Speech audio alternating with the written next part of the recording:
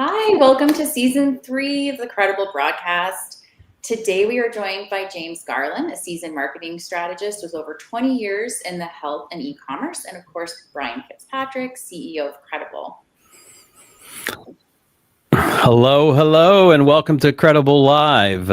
It's nice to have Faith here with us today from our marketing team, one of our great producers on the Qredible Live broadcast. And James, it's great to speak with you. I've been looking forward to this episode for a long time now, so great to have you on board.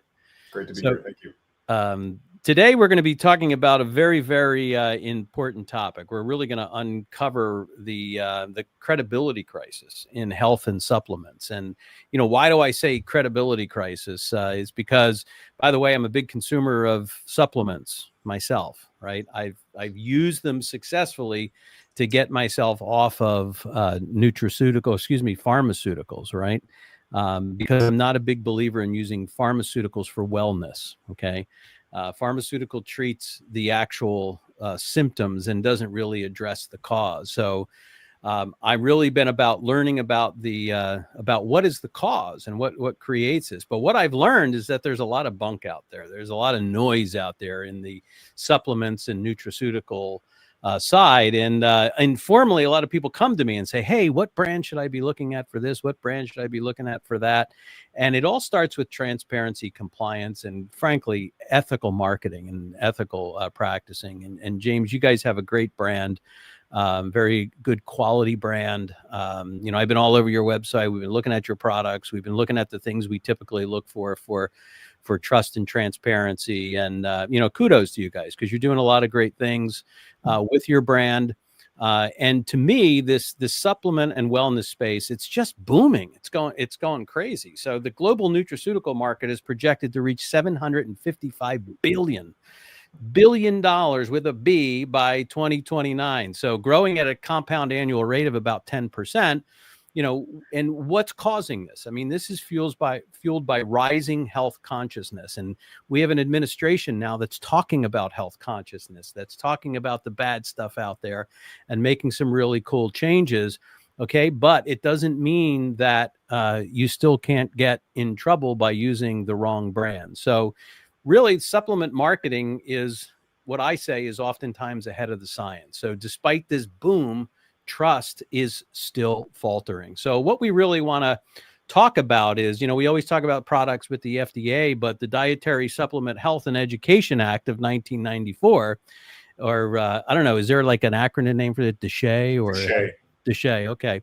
So that created the legal foundation for supplements that are sold in the US. But to me, it sort of left a gray area around things like compliance and claims. So James, the question is, the law sort of governs these dietary supplements, the DSHEA, but it gives companies sort of freedom to sell products without pre-market FDA approval. But this is where it creates gray areas, about what these brands can do, what these brands can say.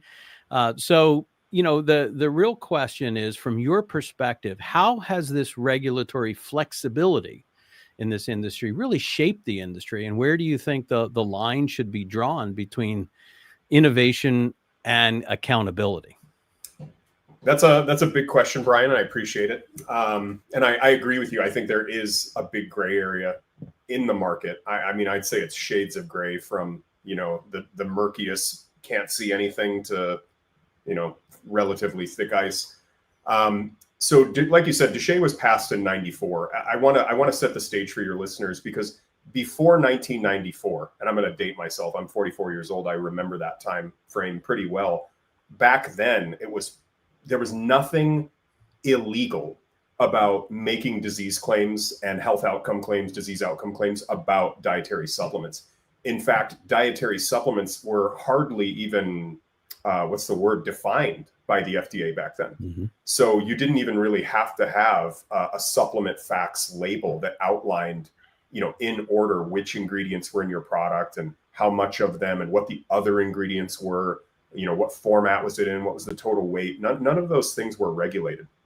And so back then, I oftentimes think of the anecdote like these pamphlets that people would get in the 1890s about Doc Barton's miracle serum, regrow your hair, grow bigger muscles and grow 2 inches taller. Yeah, me too, Brian. I have all those problems, by the way. Right. I think as we hit our 40s and 50s, we all do. So it was legal to do that back then. And frankly, it was kind of legal to do that in 1993. And of course, this was problematic.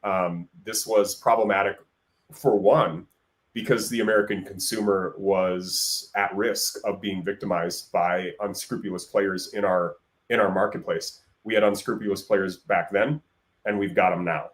Now they operate in a different way. We can get into that. So you were allowed to say, cures cancer. Here's a clinical trial that showed tumors disappearing and bones regrowing and whatnot, because there was nothing in the law that said you couldn't. So brands were doing that, and people were falling for these Google ads and silly little sales websites back in the early 90s, and paying their hard-earned money and getting locked into subscriptions they couldn't get out of. And it wasn't good for anyone other than the scammers. So that was pre-94. Well, in 94, DSHEA was passed, and it was passed for two reasons, as I mentioned. One was to keep American consumers from getting victimized. The other reason was because our beloved pharmaceutical companies were upset that dietary supplements were eating into their profits. For instance, if a study comes out that says this nutrient or this nutraceutical beats Prozac or this antidepressant in these symptoms, like relieving these symptoms, that's not good for the manufacturer of that drug. They don't want to lose those sales, and so they heavily lobbied the United States Congress and House of Representatives to pass this legislation that limited our industry's ability to make these disease claims. And so the kernel of DSHEA, at its core, what it does is it regulates the industry by determining how we can talk about the products, how we can advertise them. In a way, it's wonderful. And in a way, it's a shame, because the American public, information is kept from you. I'm not allowed to tell you about disease outcome studies, about studies where X product resulted in 11 pounds of weight loss over 90 days, or X product helped prevent osteopenia and osteoporosis. I can't make those claims legally. And because it's not legal, we won't do it. Going back to the ethical marketing. Mm-hmm. A lot of our competitors do it. And the reason they do it is because it's so easy to do it and get away with it. And I'm sure you've seen plenty of that in your line of work. So that's the two reasons for DSHEA. We wanted to, or the pharmaceutical industry wanted to protect itself from lost profits, and the government wanted to protect American citizens from being victimized by unscrupulous players. Well, you are right, though. I see a lot of brands that are making these claims, and as someone who genuinely believes in the power of supplements, but also works in compliance technology, right? I've seen how many great brands are overshadowed by others. So even though you're not doing it, it's overshadowing the good players that are cutting corners and making these questionable claims. And it really, to me, it's like a few bad apples spoil the bunch, Truly. and it causes. So what I'm really curious, though, is how do you overcome that as one of these positive brands, right? That is really focused on compliance, saying and doing the right things, really taking time with your manufacturers, not falsifying lab reports, which is happening in a large way. You guys are doing these things right, but the supplement market sort of rewards bold marketing, but that pressure can really conflict with integrity and truth. So the question that I have is, from your experience, how can brands strike that right balance between what you're supposed to do with DSHEA and also have persuasive marketing with ethical transparency? I mean, it's a balance. And by the way, we catch these brands all the time, because if they think nobody's watching, that's not true. Who's watching? Well, plaintiffs' attorneys are watching.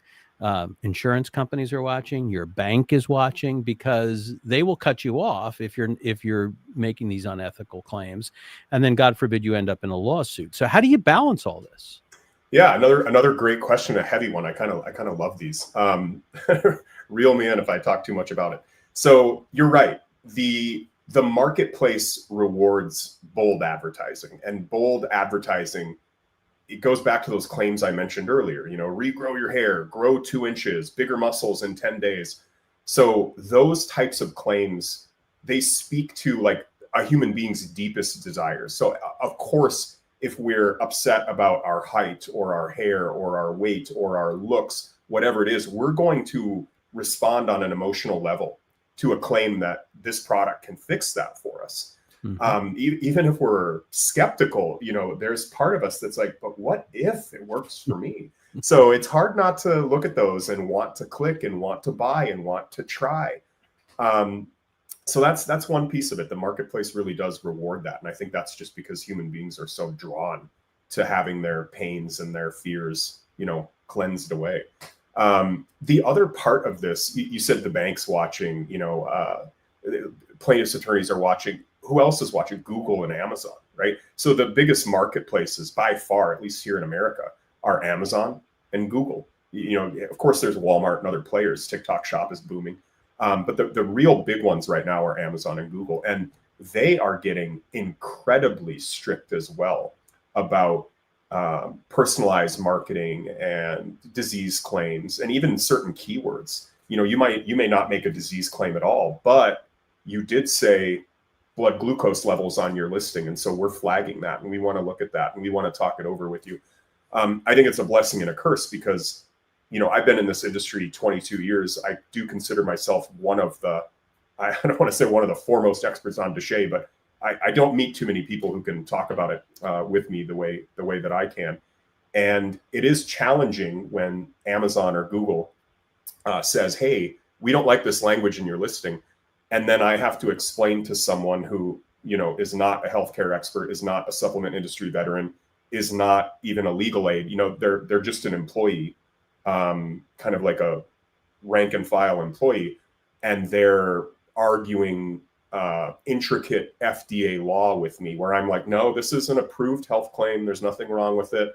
But they don't understand that. They just see the keyword that they're supposed to flag. So Google and Amazon are watching, and that is helping in many ways, and in some ways it's not. But the other thing the marketplace rewards, it's so pay to play right now. If you really want to get your product in front of a lot of people, you need to advertise the heck out of it. To advertise the heck out of it, that means you're spending a lot of money on pay-per-click ads, PPC ads, on Google, shopping ads, search ads, and Amazon ads, and of course Walmart and TikTok as well. Well, the way to spend the most money on your product to get it in front of more people than your competitor's product is to spend less on your product than they did, so that your margins are higher, right? So if you can pay $1 for your product and sell it for 50, well, your margins are outstanding. And that means that you could literally afford pay-per-click advertising that costs $22 per click and still be profitable when you sell and ship your product. And so the marketplace is incentivized. My founders, they've been aware of this for decades and took action on it 15 years ago. The marketplace rewards people making their product as cheap as possible and then advertising it as loudly as possible with the boldest claims possible. So you've already identified this is the issue. So how do we strike the balance? One, we try to get this information out there. Like, a lot of people don't realize 66%, this is based on studies done by Now Foods, our own government. There have been other third-party watchdog groups that have, purchased like armloads of supplements off of the various marketing platforms off there, Walmart, Amazon, etc. I want to be clear. I love Amazon. Amazon helps us get our products in front of people. I'm not disparaging them. But the people that take advantage of Amazon to sell fake products, adulterated products, dangerous products, I wish they'd stop. But yeah, so 66% of dietary supplements that are sold on these major platforms are either fake or adulterated. That means you can purchase CoQ10, for your ailing father's heart, and you've got a very good chance of either not getting any CoQ10 or creatine or fish oil, whatever the product is, of not getting any of the nutraceutical that you're looking for. Or if you do get it, it's well below label claim. You're getting mostly a carrier oil or something. Yeah, exactly. Like you might buy CoQ10, but then if you had it third-party tested, which Now Foods and some of these other watchdog groups do, it's just glycerin and coconut oil mixed together. There's no CoQ10 in it. Why would someone do that? Because it's cheaper. Because I don't think I'm going to get caught. So the marketplace rewards it. And then what do they do on their listing?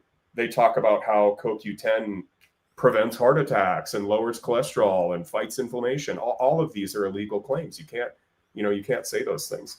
And if you're interested, I can give your viewers like a recap of what Deshay says you can and can't say. Maybe we could get into that later. I'll let you guide the conversation, but yeah, that will be helpful, because I mean, you're talking, and then you were also talking about, well, they're putting lab reports up. I mean, for the supplements industry, I see that every one of your product pages on your website has a lab report that goes with it.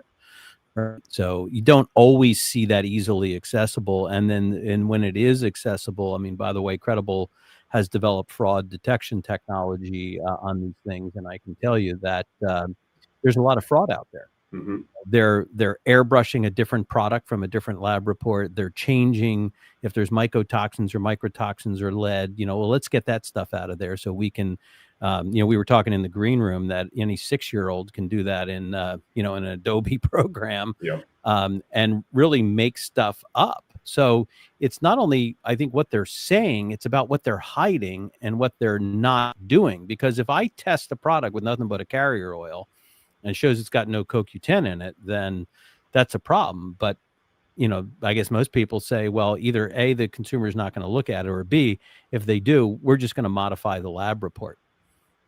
Yeah, that's very true. The fraud, it's widespread and it's deep.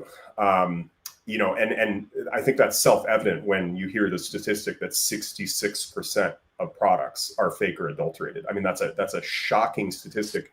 You're more than likely getting defrauded every time you buy something, unless you buy from a company that is trusted, is verified, posts their certificates of analysis, does third-party lab testing. There's a variety of ways I think that you can develop a relationship with a company and kind of trust each other. But it is challenging. And if it's a brand that you've never heard of and they're selling on one of these big national platforms, you never heard of the seller, they don't post the supplement facts panel in their image carousel, and even if they do, but oftentimes I find these companies don't do it. Like I'll see a listing that says 800 milligrams of liposomal glutathione. The first thing I'm thinking in my head is, I know how much liposomal glutathione costs. And that it's impossible. It's like literally impossible. I don't care if you're Walmart, you wouldn't be able to buy 800 milligrams of liposomal glutathione for that price, let alone sell it for that price and be profitable. I know that's fake. Like this stuff isn't being bought in the black market in a side alley for cheap. Right. Yeah. I mean, oftentimes what they're doing is that they're either trying to trick you. So you turn around the label and you read, and okay, sure enough, it's not 800 milligrams of liposomal glutathione. What they've done is they've done a proprietary blend, and it's 800 milligrams of that proprietary blend, and supposedly some of that blend is liposomal glutathione. Now, the rest of it, they've just got a list of different herbs and oils and things like that.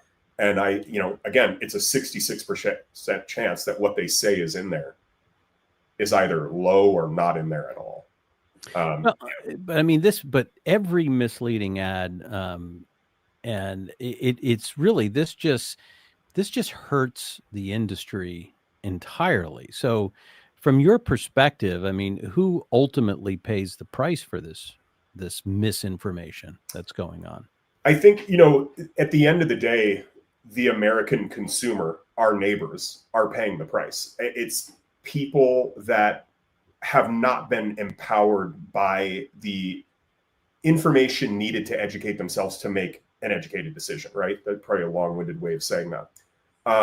But if you don't know how to look out for the BS, you're probably going to get scammed. It's as simple as that. And so I've kind of, not to sound like some crusader, but I've kind of made it my mission. And, my founders I'm lucky enough to work for people where it's their mission too, to get the word out, like let people know that this is going on, that it's not okay, and that you might be getting ripped off.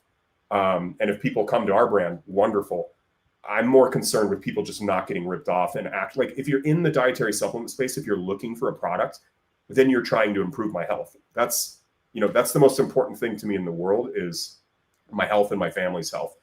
I believe that most people, if you're like a multi-millionaire at 65 and I tell you you've got a week to live, or God forbid your daughter has a week to live, you would probably trade your entire empire, your whole kingdom, for better health and more time. And so, yeah, not to sound all righteous about it, but there's nothing more important. Obviously, if you would trade everything you have, every car, every collectible, anything you have to get better health, well, it's just the most important thing in the world, really.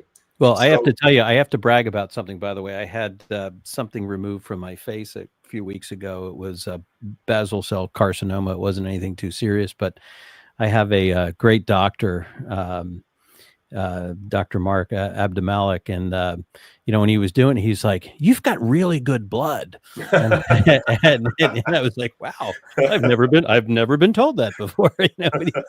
He said, "Yeah, really good blood." He said, "What?" And I said, "Well, I'm on these supplements," and he said, "Well, they're working." Because that'll do it, right? So it was almost a good affirmation that I was taking good brands. Why? Because I did my due diligence. But I'm not like the regular consumer. Right. I'm looking deeply. I'm using our own tools, right? I'm using our own repository to find brands that are trusted and validated and verified, because I'm just not going to take the marketer's word for it. I'm looking for brands like your company that are rooted in ethical behavior and doing the right things, and will make changes on the website. So it's not, misleading people, but that, isn't always the norm. You said, can you repeat that statistic? You said 66%. Yeah, it's 66%. And they've done this. So CoQ10, creatine, we could literally talk our entire time slot about the ingredients that they've pulled and studied and found to be BS. In fact, the number one selling creatine on the biggest e-commerce platform in the United States was found to contain 0 milligrams of creatine, not one. If you do a keyword search for the word creatine or creatine monohydrate on the biggest sales platform in America, you will find that product. And you can go to the reviews. You'll see like, wow, it's only got 3.5 stars. Why is it so low? You can go to the reviews and see all of these people just calling them out. Like, we know about the study, trying to warn others. Is it working? I don't know, because that's still one of the highest ranked products, both organic and sponsored ranking. So that just means they spend more money on marketing, right? Bingo. Yeah. And what can we do about that? What can we do? Well, I mean, we could make a creatine and try to get the word out. That's like, we can't tell this platform, hey, pull that product down. Did you see this study? We don't have that kind of pull. We don't have those contacts, Right. And this is, from me, this is part of my journey. It's because I think I've told you, I mean, I've really been on this wellness kick to make sure that what I'm putting in my body is the right stuff. But really, I don't want to end up one of those guys that finds out that he's, could have avoided a problem. Yep. And now I'll spend all my money to try to solve the problem, which is, in some respects, I mean, it's not that I think pharmaceuticals, there's no place for it. I mean, there is a place for it, obviously, but daily wellness to me just never made sense. Why would I be on a pharmaceutical if I'm doing the right things and I'm taking the right supplements? That is the key thing for me. So I've been very passionate about ensuring that consumers can find what these right supplements are, because somebody's doing their due diligence. And by the way, we get paid by all those other parties to do the due diligence on these companies. But my dream and goals and desires is to then release that information to the consumer. So we will be doing that soon. So all that work we're doing to say, look, these companies are Q verified, they're validated. And to me, that sort of is the future of trust and transparency. is in how technology. So I want to sort of shift a little bit more and talk about those things and talk about the role of technology to really validate trust and transparency, and how good brands like yours can separate from the noisy crowd of the 66%. Mm-hmm. So, I mean, that's another big one. Right now, I think, what we're doing, we're getting like third-party lab results, certificate of analysis for all of our products, right? All of our formulas. Mm-hmm. We post that on the website. So just using the internet and using the image carousel on a product detail page is one way to show that, here's what's in it, here's what was put into it, here's what that tested out at. That's one way, I think, to communicate to people that this is the real deal. Now take those and put them in our blockchain, lock it down with a smart contract ID, and then we can tell the world that you didn't monkey with it. Yeah, I love that idea. I didn't know about that idea until we were chatting in the green room, but I do love that idea. Yeah. I think, I'd say this question is almost too big to address concisely, but there's so many things you can do with regard to third-party tools. There's those, these reviews are verified, the brand hasn't monkeyed with the reviews or posted a bunch of fake ones or deleted the bad ones. Right. And so I would caution your listeners, if you're ever looking, it doesn't matter if it's a mattress or a vitamin C, if there are no 1, 2, or 3-star reviews, I personally would find that to be a pretty big red flag. Maybe the perfect mattress is out there, but generally somebody's going to hate it and they're going to leave a 1-star review. So if you don't see that, I would assume something's up there, and I think you'd be pretty safe in doing so. Yeah, I mean, to be fair, it is a big question about technology, but I think in a marketplace that's crowded with bold claims and inconsistent standards, this is why we created Qredible, because we're helping to rebuild trust in the supplement and the hemp industry by, even in things like, we're looking at mushrooms now. Like, nobody talked about, when we talked about mushrooms in the 70s and 80s, it was a much different conversation. Right. Now we're talking about lion's mane, we're talking about reishi, and all these things that do have beneficial effects, but it falls in this same category. I mean, it may not have what you think is in there. So to me, by verifying everything on these websites, from the content to the things they're saying, to the things they're doing, to the lab reports, and then also validating these products in the back end, to me, that's compliance made transparent. It turns data into trust. It turns data and trust into accountability. And quite frankly, to me, it just gives a competitive edge where you don't have to outspend them on marketing. You just have to do what you said you're doing and actually deliver the results in the product. So the question is, how do people know that? And they don't, unless you're and either until it's too late, they've spent a bunch of money on it. And by the way, folks, this is why the credit card industry uses us to check on these things. Why? Because they don't like things called chargebacks. Okay, I just spent $500 on this stuff, and I'm still 900 pounds, right?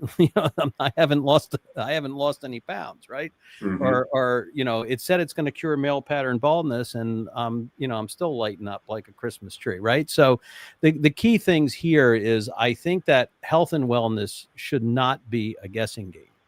If brands want to lead in the future, it starts with truth, and quite frankly, like your founders, it takes the courage to hold yourself accountable to a higher standard. So I would like you to tell our listeners about your brand and where they can learn more about your brand, where they can find your products. Because I really do believe you guys are doing some great things. And I've checked out your website. I've checked out your claims. We've run you through our engines, before we even agreed to have you on the show. So why don't you give a little pitch on your brand? Sure. Well, thank you, Brian.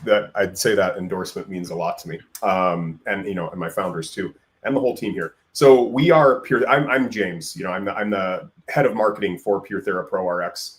Yes, I'm a marketer. But I consider myself more of an educator. Like, it's my job to make sure as many people know the truth about unscrupulous companies and about the good companies, and especially our company, right? Like that's my mission, not to like, I gotta get your money and I gotta get your sale. I've never been interested in a role like that. And I'm, again, thankful to work somewhere where that's not what their primary concern is either. So we're Pure Thera Pro RX. We manufacture our own dietary supplements exclusively here in the United States in labs that are either all the labs are CGMP certified, which is the FDA's current good manufacturing practice. So many products are made in, garages and warehouses. Like, don't even get me started. We don't have time. Or we use NSF certified facilities, which is even stricter than FDA's CGMP. So I'd say most of them are NSF certified and CGMP. Some of our newer ones that are working on NSF certification are only CGMP. What's unique about us is that we never, ever use fillers, excipients, or flow agents in our products. I could talk for 20 minutes about why. I'll be concise and tell you that when you pick up a bottle of supplements, I've got a nasal spray here, and you turn it around and look at the supplement facts panel, right below that, it's going to say other ingredients. And oftentimes you'll buy, like, say, a magnesium glycinate or omega-3 or CoQ10. One ingredient, that's what you wanted to buy. That's what your doctor told you to get. That's what you researched. You just wanted CoQ10. But you look at the other ingredients and you see things like magnesium stearate, silicon dioxide. There's a bunch of them. Titanium dioxide, carnauba wax, caramel color. I could go on and on. A lot of these are frankly terrible for you. And the ones that aren't just outright terrible for you are questionable at best. Talc, rice powder. You might think rice powder, well, that's pretty innocuous. But then you look at all these studies about inorganic rice powder containing all of this inorganic arsenic, right? So is a little bit of rice powder and magnesium stearate and silicon dioxide and titanium dioxide, is that going to hurt you immediately? Probably not. It's kind of like one drag on a cigarette. 20 years from now, does that really have an impact on your health or your quality of life? Probably not. But if you have 10 supplements that you're taking, or even 5, and you're taking them twice a day, and you're doing that for 20 years, imagine how much of that stuff you're putting in your body, kilos of it, Brian. So it was incredibly important to my founders to not use those, because at best they're useless. They're just junk that you're putting into your body. At worst, they're triggering autoimmune reactions. They're causing inflammation. They're contributing to leaky gut syndrome. They are adding heavy metals into your body. I could go on and on. We cannot stand that stuff. We don't use it, and we do it at great expense, right? Like, the marketplace, I would say, rewards people that do things the cheapest. For these reasons, my founders have chosen to do it the most expensive way possible. Because when you partner with a co-manufacturer, like the people that actually, okay, we're gonna take these raw ingredients that you demanded we use, we're gonna put them in our big industrial machine, we're gonna fill your capsules and put them in the bottle for you. Those machines want silicon dioxide and rice powder and magnesium stearate, because those are like sand. They're flow agents. They help the powder flow through the machine without caking, without clumping, without gumming up the works, and get into the capsule smoothly. We don't care. I do not care how easy it is for your machine to fill it. We want it done the right way, right? So we insist on the best, hardest way of doing it. And that's why we have to be very careful about who we work with, because they have to have, the right people, the right skills, the right ethics to do it the way we want. What is that website where people can learn more? We're www.purethera.com. PURETHERA.com. You got it. All right, folks. They are not officially Qredible certified, but I have done my own research, not in depth, but I like what I see so far. They've got a really good track record in what I've been able to see unofficially at this point in time. But listen, as I said before, health and wellness is not a guessing game. This is your health, folks. And if brands want to lead the future, they're going to act like this company, right? They're going to hold themselves accountable. They're going to have the courage to do the right thing and to lead, because those other companies will eventually be found out. Now, unfortunately, when those other companies get found out, they rebrand under a different name and they come back. Okay, so that's one of the things that we have to be on the guard for. So the most important thing is that we can take care of ourselves, our health, and be fully knowledgeable about it by doing the due diligence. So I always say, be incredible. Faith, we got a great season coming up. We've got more great things. Anything you want to highlight for future? Yeah, James, thank you so much for coming on. I really enjoyed our pre-interview and this interview. Look forward to staying in touch. Faith's a big fan, James. She was. Great. I am a big fan, James. I had a great conversation with you. I was excited to have you on. Yeah, it was fun to chat. Yep. Next week we have Verinder Das. He's the CEO of Wellness Extract. So he's going to be doing building trust in wellness from personal to transparent supplements. Excellent. Good stuff. James, thank you so much for being on Qredible Live. We appreciate it. And we hope to check in with you again in the very, very near future. And thanks to all of our listeners today for joining us on another edition of Qredible Live. Thanks, Brian. Thanks, Faith. Thank you.